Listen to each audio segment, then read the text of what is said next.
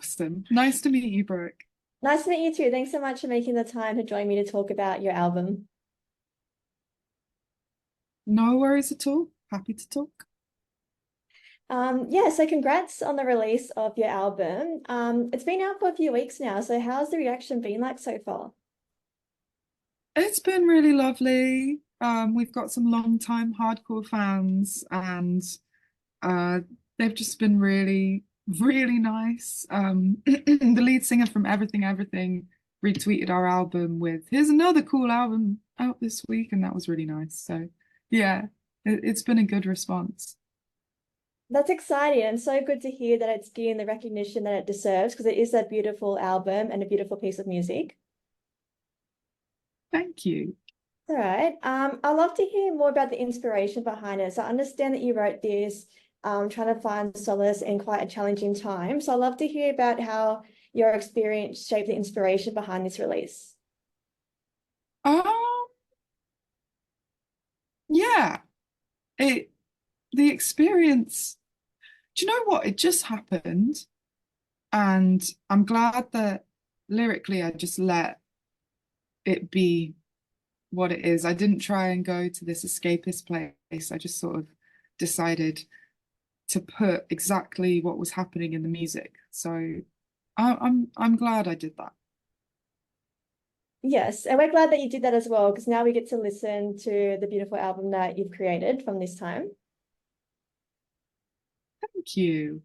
That's okay. And I understand that you wrote this during a hard time because obviously due to cost of living, you're in your van. So I'd love to hear how that shaped your songwriting process and if you had to make any changes, because obviously it can be quite expensive, like writing music, recording music, that sort of stuff.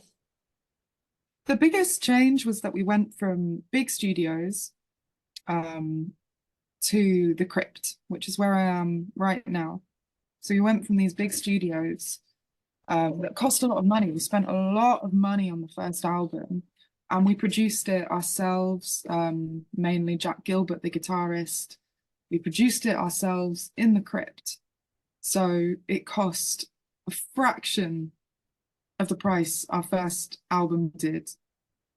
And we're really, yeah, it's amazing just being able to come to this space. Even though it costs much less, you get your own space to really create something. And we're doing the third album now, which we're really excited about. So given you've had the experience of doing big studios as well as being where you are now, in the future, would you go back to the big studios or do you think you'll continue doing it in your own space? We're gonna do a lot in this space, and hopefully for some sounds, we're gonna go hopefully to some big studios. There's a studio on the Isle of Wight. If so, the Isle of Wight is this little island just south of England, and it's called Chale Abbey Studios. You can sleep over. It's in a converted church. Oh, we seem to love our churches, and it's just beautiful. We were making music at 2 a.m. one night, just like this is the most amazing thing ever. So hopefully we'll go back there. Yeah, it sounds amazing and so positive hearing your outlook on it as well and to hear that you are, still putting out music and doing what you love to do the most as well. Um, Yeah, sorry. no, I was just going to say it's considerably harder now with the cost of living crisis than it was before to be a musician, is what I'd say. There's just less cheaper ways of living. So you have to like I haven't had anywhere to live for a year and I've just got somewhere now. That is Yeah. the cheapest place I've ever seen in London.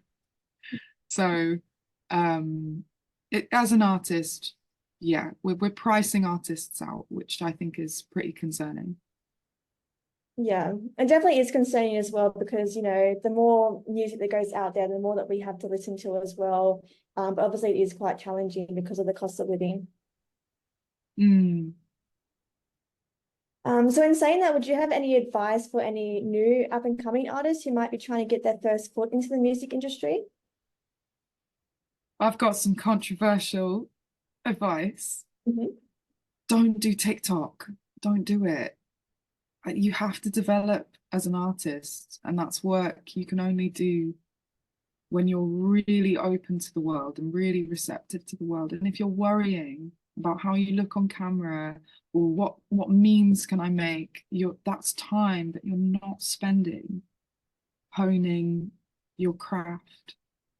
And I do wonder if TikTok, I think it might last for a while, maybe the effects of it will last for a decade or something.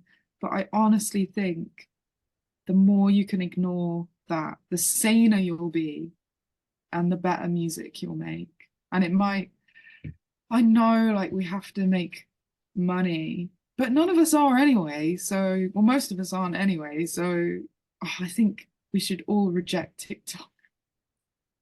No, I actually think that's great advice. Like you've got a very valid point, and I think that is helpful to share with anyone that, because a lot of people are using TikTok to get their first foot into the door, especially with like the more that technology and social media grows. Yeah, and I think a lot of people would disagree with me, but I just think, I just don't. I think the more you can ignore that world, the saner you're going to be. I don't know. That's my take on it. Yeah. And going back to Beach Day, like one of the concepts that I love the most about the overall album is the concept of moving through anger before it turns into bitterness. So I'd love to hear your perspective and how this idea manifested in writing this album. I didn't know that that was going to be the meaning until someone pointed it out to me after the album was made. Um, and it's a very hard thing to do, not letting anger calcify into bitterness. We all let it calcify into bitterness to some extent, but um, that's the amazing thing about music. And I think if I couldn't have written the songs I did, that the whole band did, if I couldn't have written those lyrics, if I couldn't have processed it, I don't know where I'd be. Still really angry, still really bitter. But it was the fact that I could make with the band, it was all of us, it wasn't just me, but it was the fact that we could really go through that journey. And I think only art offers that kind of journey, only creativity offers that kind of journey. And when you have things like the cost of living crisis, people are stuck. We're physically stuck. Some of us with nowhere to live or in situations we don't want to live in. You're physically stuck and you're creatively stuck because you can't. We are so lucky to have had this crypt, so lucky. And anger, it's just something you have to move through. It's not even, I don't even think anger's a negative emotion anymore. It's just an emotion. There doesn't need to be judgment around it. But the important thing is that you can move through it. Yeah, and it's interesting that you said a lot of this comes through art as well, especially hearing that you didn't realize that that would be the theme until, after you already finished making what you made. Yeah. Yeah, yeah. So in saying that, and as you're right, like anger isn't always a bad emotion. So how do you hope, so what message do you think people will take away from this, or how do you hope this album resonates with listeners? Do you know, some people have said this album has resonated with me in a really deep way. And I've realized that I want it to be a personal journey for every single person who listens. I think I used to think music could make people feel a certain way, but a really important lesson in making art is that you can never make someone feel a certain way. You don't have control over that. So as long as people can see parts of themselves in your journey, that's the most powerful thing you can do. To a listener, that they might listen to a lyric like "loser in LA" and never have been to LA, but and they know that feeling of not belonging. And I think I don't want to, there's no message that I want to give anyone. I just want people to be able to see parts of themselves in the humanness of the experience. Yeah, and as you said, it is a very personal journey. So in saying that, do you have any personal favorites from the album that really resonate with you? Ooh, Playground. I never had control. I caught on fire. Um, Swelling Smoke. Beach Day. Those are all my favorites. And is there any particular reasons why those particular ones are your favorites? Ah, I think they're the softer ones. Yeah, they're the softer ones. I'm not the rock person in the band. That would be Jack and Naomi the bassist, Jack the guitarist. But I do love those rock songs. I remember really wanting to go there. But I think Playground is just quite honest. I think